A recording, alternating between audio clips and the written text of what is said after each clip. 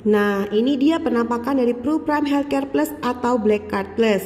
Sebenarnya apa sih Black Card Plus ini? Black Card Plus adalah proteksi kesehatan yang terbaru dari Prudential, terbaik, termurah, dan terbagus di industri. Oke, pastikan teman-teman memilikinya ya. Siapa aja sih yang bisa memiliki kartu ini? Nah, bagi yang udah berusia 30 hari usia sebenarnya sampai usia 70 tahun usia berikutnya. Jadi tahun ini 69, tahun berikutnya 70 itu bisa ngambil PPH Plus ini. Tapi kalau udah lewat dari 70 udah nggak bisa lagi ya teman-teman. Nah, jadi pastikan sebelum usia itu teman-teman udah memiliki. Karena semakin lama semakin tua semakin mahal, oke? Nah, apa aja sih sebenarnya manfaatnya dari PPH Plus ini? Oke, Black Card ini atau PPH Plus ini punya 5 plan, oke? Plan yang pertama adalah bronze, nih ya teman-teman, bronze. Yang kedua adalah silver, yang ketiga adalah gold, yang keempat platinum, yang kelima adalah diamond. Apa bedanya? Nah, bronze ini hanya mengcover Indonesia aja. Silver mengcover Asia kecuali Singapura, Jepang, dan Hong Kong. Kalau gold mengcover seluruh Asia. Kalau platinum cover seluruh dunia kecuali Amerika Serikat. Kalau diamond cover seluruh dunia. Oke, terserah teman-teman mau pilih yang mana. Kalau teman-teman bilang, saya mah mentok-mentok berobat di Singapura, ya udah berarti teman-teman ambillah yang gold. Saya mah mentok-mentok ambil di Malaysia, gua nggak akan lah ke Singapura. Jadi teman-teman ambil aja yang silver sudah cukup. Oke. Nah, saya kasih contoh yang Jessica. Jessica ngambilnya gold, teman-teman ya.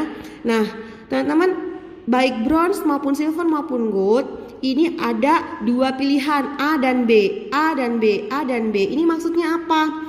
Kalau teman-teman pilih A, itu artinya 1 kamar 2 kasur yang terendah di rumah sakit. Kalau yang B itu 1 kamar 1 kasur. Oke ya. Nah, sampai di gold juga sama, ada A dan B. Nah, saya kasih contoh yang Jessica ya. Jessica ngambilnya gold B, 1 bed 1 room. Oke, berarti cover seluruh Asia, termasuk Singapura, Hong Kong, dan Jepang. 1 kamar 1 kasur. Oke. Nah, kemudian ada opsinya, opsi 1 dan opsi 2. Yang opsi 1 1.500.000, yang opsi 2 5 juta. Loh, yes, katanya 1 bed 1 room. Kenapa kok masih ada harga kamar? Nah, ini bedanya teman-teman ya. Jangan salah kira harga kamarnya 1.500.000. No, nggak seperti itu. Misal nih, teman-teman ngambil yang opsi 1 yang 1.500.000. Nih, misal berobat ke Singapura. Ke Singapura harga kamarnya 1 bed 1 room the cheapestnya yang terendahnya itu misalnya 8 juta di Mon.i. Maka teman-teman tetap di cover full, nggak kena prorata. Oke, jadi abaikan dulu ini opsi-opsinya. Yang teman-teman ingat adalah 1 bed 1 room the cheapest di rumah sakit itu. Jadi kalau teman-teman ke Singapura harga kamarnya 8 juta, meskipun teman-teman ngambil opsi 1 tetap di cover 1 bed 1 room tanpa prorata. Tapi kalau misalnya nih Jessica ke Garut atau ke Tasik, terus tiba-tiba demam dan harus masuk rumah sakit di Garut atau di Tasik. So, di rumah sakit di Tasik 1 bed 1 room the cheapestnya harganya 500.000. Misal begitu ya, di Tasik 500.000. Nah, Jessica boleh upgrade, boleh naik ke VVIP atau VIP yang harganya 1.500.000. Jadi gak melulu 1,5 aja. Nah, kalau ada produk lain kan pokoknya 1 bed 1 room, meskipun hidup di situ gue peceng 500.000, ya tetap harus masuk yang 500.000. Nah, kalau di sini teman-teman boleh upgrade, boleh naik ke yang VIP atau VVIP. Sampai sini jelas ya. Nah, kalau Jessica ngambilnya Gold B, 1 bed 1 room. Opsi 2 5 juta. Jadi kalau misalnya nih Jessica masuk ke Boromius, amit-amit nih ya masuk ke Boromius, di sana 1 bed 1 roomnya yang cheapestnya 1.500.000 misal. Nah, Jessica boleh naik kelas nih, boleh naik ke yang suite atau yang ke eksekutif gitu teman-teman. Oke, jelas ya. Oke. Nah, dan teman-teman, kalau udah tentuin ke hal yang kamar, kita lihat nih manfaatnya apa aja. Nah, manfaatnya nih 1 tahun pokoknya teman-teman di cover 365 hari ya. Mau masuk rumah sakit 365 hari selama setahun juga mah enggak. Kalau ada tahun kabisat gimana? Yes 366 sama aja 366 hari teman-teman akan di cover. Oke? Untuk ICU-nya teman-teman ya, termasuk semuanya ini yang di sini itu di cover 150 hari setahunnya ya teman-teman, sesuai tagihan. Kalau udah lebih dari 150 hari meren udah check out dari muka bumi ya teman-teman. Oke. Kemudian ada biaya kunjungan dokter umum. Maksimal 2 kali kunjungan per hari. Nah, maksimal 2 kali kunjungan per hari. Jadi satu hari dokter umumnya itu boleh jenguk teman-teman pagi dan sore, itu sesuai tagihan. Oke. Nah, kemudian kunjungan dokter spesialis atau subspesialis maksimal 2 kali kunjungan per hari per jenis spesialisasi. Jadi meskipun teman-teman mau pakai dokter spesialis 10 misalnya ya. Nah, 10-10-nya boleh mengunjungi teman-teman pagi dan sore, itu semua di cover sesuai tagihan. Oke. Kemudian ada biaya tindakan bedah. Biaya tindakan bedah ini operasi teman-teman ya. Aneka perawatan rumah sakit misalnya obat-obatan, infus dan lain-lain. Biaya perawatan oleh juru rawat inap setelah rawat inap ya maksimal 120 hari setahun. Ini sesuai tagihan semua ya. Terus biaya ambulan lokal juga sesuai tagihan. Fisioterapi, okupasi atau terapi wicara ini juga ya di cover sesuai tagihan. Nah, nanti teman-teman tinggal minta ke Jessica ini apa aja ya tabelnya boleh. Jessica jelasin secara umum dulu di sini. Nah, kemudian ada biaya pendamping nih ya. Jadi misalnya Jessica sakit nih, Jessica kan ambil Gold B nih. Nah, si Sandi suami yang nemenin itu dapat jatah 850.000, tapi bukan dikasih uang 850.000 ya.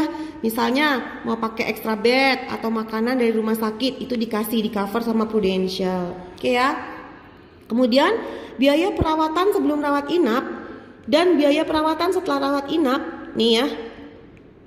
30 hari sebelum dan 90 hari sesudah rawat inap itu di cover sesuai tagihan. Oke. Misalnya kayak apa sih gitu ya. Misalnya hari ini Jessica sakit demam. Udah gitu gak sembuh-sembuh 3 hari, Jessica ke dokter, kata dokter disuruh periksa darah. Kemudian Jessica periksa darah dan hasilnya kata dokter demam berdarah, harus masuk rumah sakit. Kemudian Jessica masuk rumah sakit 7 hari. Nah, selama 7 hari di cover sama Black Card. Kemudian setelah keluar dari rumah sakit Jessica masih harus cek dokter, periksa darah lagi. Jelas ya. Nah, biaya sebelum Jessica masuk rumah sakit itu yang ke dokter dan cek darah, dan setelah keluar dari rawat inap itu semua boleh dirembes teman-teman ke Prudential dan di cover dengan sesuai tagihan. Oke, jelas ya. Kemudian ada biaya bedah, rekonstruksi payudara dan rekonstruksi wajah teman-teman ya. Nah, ini teman-teman asalkan akibat dari kecelakaan maupun cancer itu dua-duanya di cover sesuai tagihan ya. Tapi kalau untuk rekonstruksi wajah, bedah plastik karena pengen cantik, pengen mancung, enggak di cover. Oke. Kemudian ada biaya penggantian biaya donor pihak ketiga. Misalnya Jessica ginjal dan harus transplantasi ginjal, Jessica mah pasti di cover. Nah, orang yang nyumbang ginjalnya ke Jessica juga di cover sesuai tagihan. Jadi nggak cuma Jessica aja tapi yang nyumbangnya juga. Oke. Kemudian ada manfaat santunan harian. Per hari maksimal 100 hari per tahun. Nah, ini kalau Jessica ngambil Gold B, ini dapatnya 1.500.000. Ini maksudnya gimana sih, Yes? Misalnya, Jessica punya Prime Black Card ini yang Gold B. Kemudian Jessica juga punya BPJS atau asuransi lain misalnya gitu ya. Anggap aja pakai BPJS. Jessica teh cuma demam biasa. Palingan juga habisnya kecil. Udahlah Jessica pakai BPJS aja.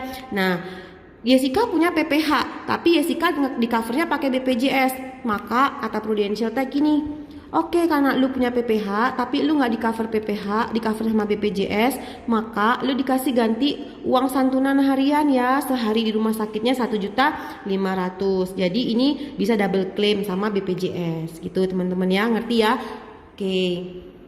Nah, itu yang untuk manfaat rawat inapnya.